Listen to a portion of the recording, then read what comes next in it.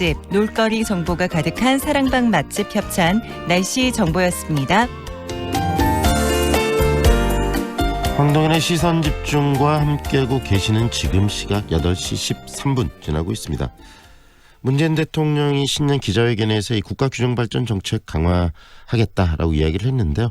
이런 균형발전 정책의 가장 핵심이 바로 공공기관 이전 그리고 혁신도시, 지역에 있는 핵심도시를 통한 시너지가 아닐까 싶습니다. 지금 현재 광주 빛가람 혁신도시도 16개의 공공기관과 유관기관들이 들어와 있는데요. 이 혁신도시 제대로 뿌리를 내리고 있는지, 그리고 앞으로 이 문재인 정부가 추진할 국가균형발전 정책의 방향성 어떻게 가야 되는지에 대한 이야기를 듣도록 하겠습니다. 전국혁신도시 포럼 대표시죠? 광주대학교 이민원 교수 연결합니다. 안녕하세요, 교수님.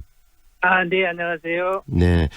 이 공공기관들 지방 이전을 통한 국가균형발전 정책이 노무현 정부 시절에 입안이 됐고 또 그 중심에 우리 교수님도 굉장히 많은 아이디어를 제공하고 함께 해오지 않으셨습니까?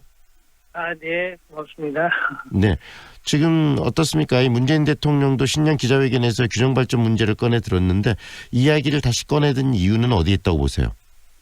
네, 말씀해 주신 대로 노무현 대통령 참여정부 시대에 이제 균형발전 정책을 공공기관 이전, 그래서 그걸 가지고 혁신도시를 만들고 하는 이런 정책으로 강력하게 추진을 했는데 그게 좀 효과가 있었죠. 그래서 2005년부터 이제 수도권으로 집중되는 그 인구가 조금씩 감소되기 시작했어요. 네. 그랬는데 한 10년쯤 지나고 10년 동안 계속 감소 추세였는데 이제 15년부터 다시 수도권으로 인구가 다시 들어가기 시작해서 이제 다들 아시다시피 요즘 지방 소멸 문제를 많이들 하셨잖아요. 네. 그래서 이제 최근 들어서 이제 수도권 인구가 50%를 이제 돌파를 해버렸죠. 네네. 그러니까 이걸 계속 두면은 지방 소멸뿐만 아니라 국가 소멸까지도 갈 수 있다는 그런 우려들이 많죠. 그러니까 네. 지방에서 특히 이제 수도권으로 인구들이 집중돼서 이동하는데 네. 그 젊은 층이 많이 가요, 주로. 네네. 그러니까 그 거의 대부분 젊은 층이고, 그러니까 20대, 30대. 네. 그리고 또 좀 아시다시피 또 출산들을 안 하시잖아요. 그래서 지방이 더욱더 소멸되고, 그래서 그런 위기감에서 한번 주의 환기차, 그리고 기자분들의 질의도 있었고요. 아마 네. 그래서 그런 얘기 하신 것 같아요. 결국은 수도권으로 젊은 층들이 유입이 되고 경제 인구들이 계속 가면서 지방들은 계속적으로 위축되고 축소되고 그다음에 규모는 줄어들고 이런 환경들이 반복되기 때문에 문재인 정부에서 그런 것들을 깨기 위해서 적극적으로 지금 지역에 대한 균형 발전을 하겠다라는 이야기를 꺼냈다는 말씀 아니겠습니까? 네네, 그렇습니다. 수도권 중심으로 인구가 몰렸을 때 그리고 공공기관이나 이런 기업들이 몰렸을 때 발생되는 폐해, 국가 소멸까지 갈 수도 있다는 우려도 말씀해 주셨는데 구체적으로 어떤 문제들이 발생하기 때문에 그런 우려가 생기는 겁니까? 지방이 소멸된다, 이제 그런 말씀을 드렸는데, 네. 그게 인구가 줄어든다는 걸 이제 직접적으로 그걸 가지고 그렇게들 말씀하시는 거거든요. 네. 근데 이제 경제라는 게 그래요. 이제 생산을 해서 이 세상에 내놓으면 그게 팔려야 되거든요. 그래야 경제가 순환이 되죠. 네. 근데 팔리는 게 그게 소비자인데 인구가 준다는 거는 소비자가 사라진다는 거잖아요. 경제가 죽는다는 그런 얘기예요. 그런데 이게 그 경제가 어려울수록 한 가지 좀 역설적인 게 그전부터 잘 되었던 데는 또 더 잘 됩니다.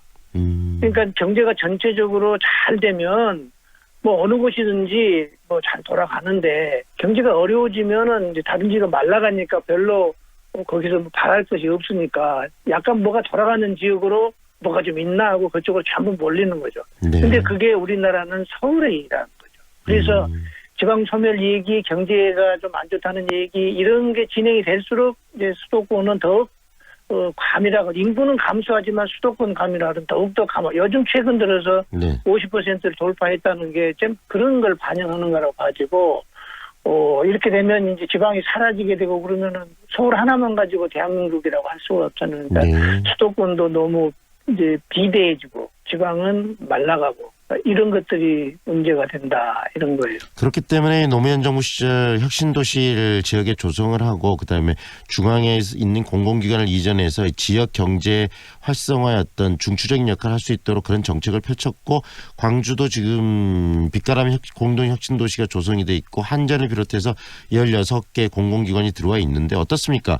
지금 이 우리 지역의 이야기를 가지고 좀 풀어볼까요? 빛가람 혁신도시 잘 운영이 되고 있는 겁니까? 이제 많은 분들이 이제 잘 운영이 되냐 이러면 좀 잘 운영이 안 되는 거 아니야? 뭐 이런 생각들을 많이 네네. 가지고 계실 거예요.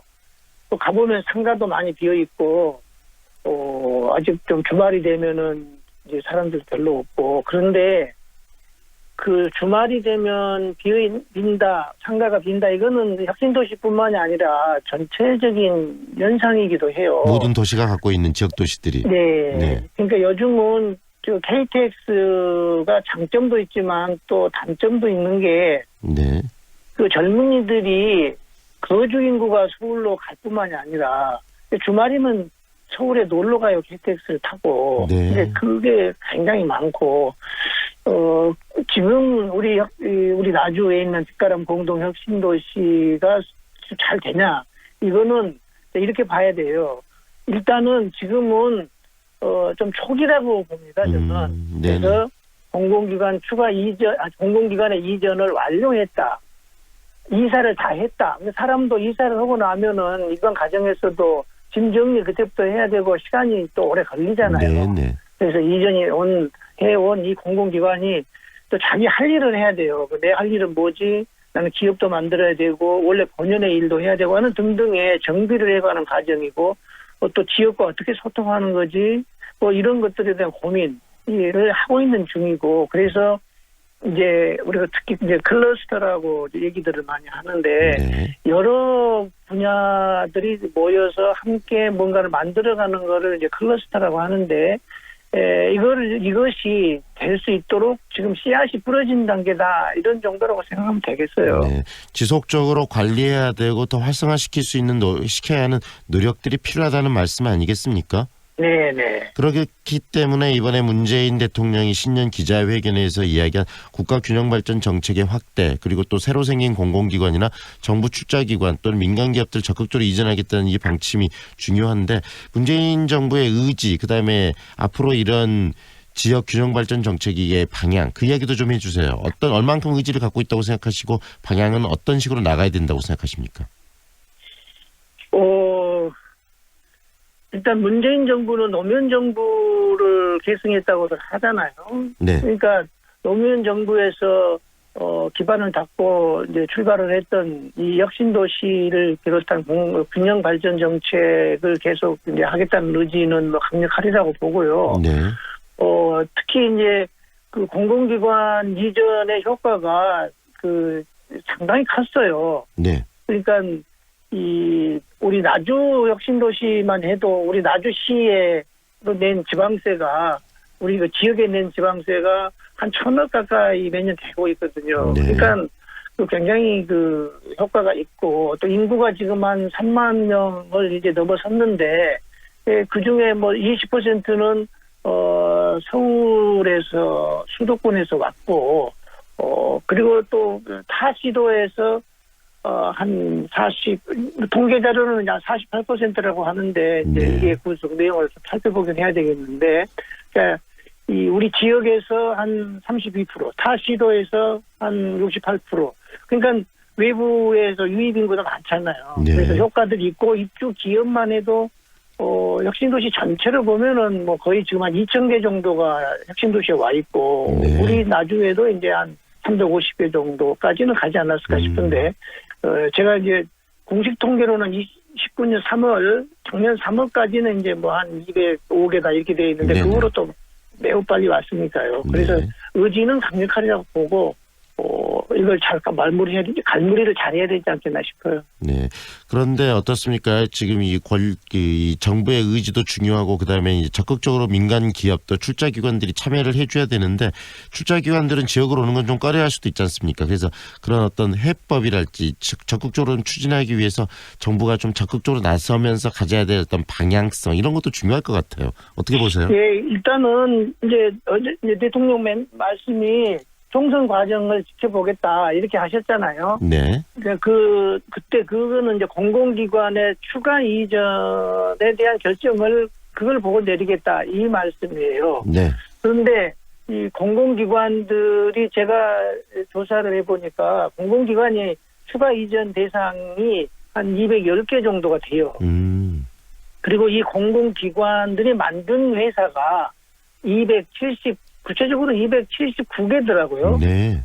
그러면은 이제 그걸 다 합하면 489개잖아요. 네. 공공기관 210개에다가 기업들 279개. 이렇게 되면 거의 500개에 가까운 것인 거죠. 이걸 이제 그러니까 그 기업들도 공공기관이 출자한 기업들을 중심으로 해서 이전을 하는 것이 그 첫 번째 기업 이전 정책의 단계가 아닐까 싶고 기업들이 네. 이렇게 해서 이전이 되고 우리 지역의 기업과 함께 이제 보강이 된다면 혁신도시 인근 또는 우리 지역은 획기적으로 발전해 갈 것이라고 생각합니다. 네. 우리들도 그 공공기관이나 다양한 기관들이 내려올 수 있도록 특히 이 빛가람 혁신도시로 내려오고 싶어 하도록 좀 노력이 필요할 것 같은데 지자체 차원에서 또 우리 지역민 차원에서 해야 될 일은 없을까요? 지방자치단체가 할 일들이 참 많죠. 지금 혁신도시는 지방자치단체가 운영 주체예요. 네. 그렇기 때문에 지자체가 가장 중요하고, 그래서 지자체가, 이 혁신도시에 올 수 있는 기업들을 잘 발굴을 해서 어떤 좀 혜택을 줄 것인지, 또 기존에 있는 기업들은 어떻게 또 상호 도와서, 지역에, 아까 말씀드린 클러스터를 형성한다든지, 또 이런 걸 할 때, 효과를 낼 수 있을지 그 지원책을 잘 만들어야 되고 또 우리 지역에서는 지역민들은 이것에 대해서 약간 우호적인 시선으로 바라봐야 되고 네. 조금 또 인내심을 가지고 좀 기다려주는 것도 좀 필요하고 그렇습니다. 민관 지역에 있는 어떤 자치단체와 또 이 지역민들이 좀 유기적으로 그다음에 적극적으로 관심 갖고 지원이 필요하다는 말씀으로 일단 이해가 됩니다. 예. 네. 오늘 말씀 여기까지 드릴게요. 고맙습니다, 교수님. 네, 감사합니다. 지금까지 전국혁신도시 포럼 대표인 광주대학교 이민원 교수와 함께했습니다. 세상을 밝게